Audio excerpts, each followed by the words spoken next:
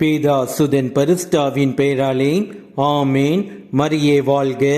இன்றைய வார்த்தை, ஆண்டவரிடம் கொள்ளும் அச்சத்தில் ஒருவன் உறுதியாய் நிலைத்திராவிட்டால் அவனுடைய வீடு விரைவில் நிலைகுலைந்துவிடும்.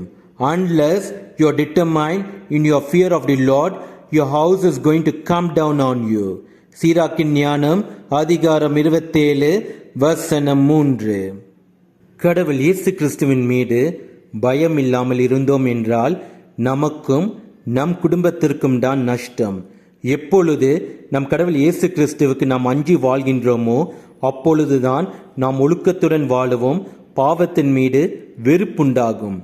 குடும்பத்தில் உள்ள ஒவ்வொருவரும் கடவுள் இயேசு கிறிஸ்து என்னை பார்க்கிறார், அதனால் நான் ஒழுக்கத்துடன் வாழ வேண்டும் என்ற எண்ணம் நம்மிடம் எழ வேண்டும்.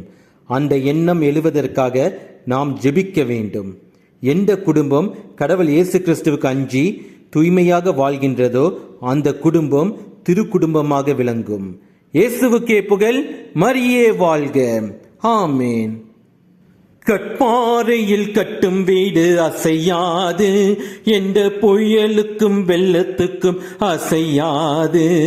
கர்த்தர் இயேசுவில் கட்டும் வாழ்க்கை அசையாது, எந்த நிலையிலும் ஒரு போதும் அசையாது.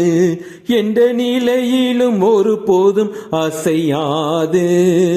கட்பாறையில் கட்டும் வீடு அசையாது, எந்த புயலுக்கும் வெள்ளத்துக்கும் அசையாது. கர்த்தர் இயேசுவில் கட்டும் வாழ்க்கை அசையாது, எந்த நிலையிலும் ஒரு போதும் அசையாது.